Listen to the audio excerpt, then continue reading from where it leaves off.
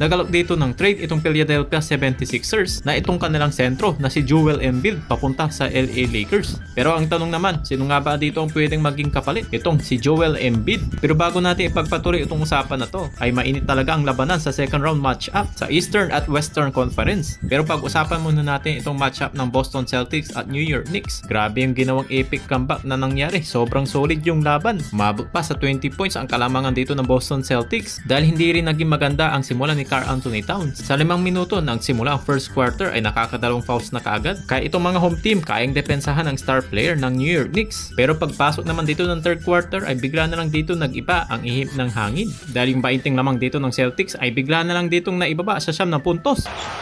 And Brunson the other way with the three. Bullseye! Sa third quarter, under na nga dito sa 4 minutes mark, ay bigla na lang dito nakuha ng kalamangan ng New York Knicks. Sa 3-pointer, yan dito ni Jalen Brunson. Kahit ang mga commentator ay bilib na bilib. Now the switch, Brunson at free.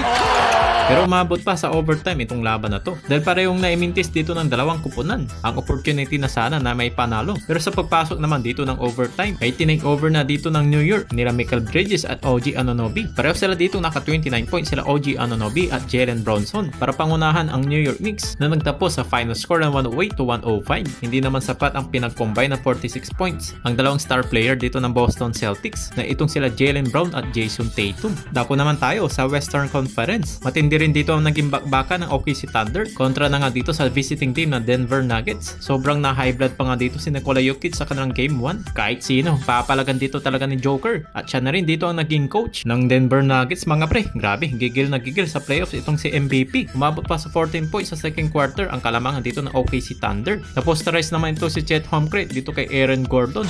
3-on-2 developing. Gordon, and Sa pagpasok naman dito ng fourth quarter, sa tikita naman dito ng laban ay namintis dito ni Chet Holmgren ng kanyang dalawang free throw chance to win the game. Kaya naman tuloy nagkaroon dito ng one big shot. Itong si Aaron Gordon for the 3-pointers to win the game sa final score ng 121-119. seconds. They're down by 1. Gordon got it. Pinangunahan naman dito ni Nikola Jokic para sa Denver Nuggets ng 42 points, 22 rebounds at 6 assists. Grabe ang kanyang ditong ginawang performance. Pinangunahan naman ni SGA para sa OKC Thunder ng 33 points, 10 rebounds at 8 assists. Anyways, nagkaroon naman dito ng opportunity ang Los Angeles Lakers. Dahil na nga dito sa paghahanap nila ng sentro ay itong Philadelphia 76ers ay gusto na atang ma-trade dito ni Joel Embiid. Pero ang tanong naman kung sakasakali sino magiging kapalit ng LA Lakers papunta sa 76ers ay itong si Rui Hachimura, Dorian Finney-Smith, Gabe Vincent ay pati na nga rin itong si Maxi Kleber na may mga kasamang mga first round picks. At matatanggap naman dito ng Lakers itong si Joel Embiid. Medyo mabigat itong trade na to kung gugustuhin dito ng purple and gold. Tignan natin mga pre kung anong mga susunod ditong hakbang ni Rob Pelinka ng paghahanap na nga dito ng sentro. Kung matutuloy ba itong trade proposal? Well anyways, ano ba masasabi nyo dito mga pre?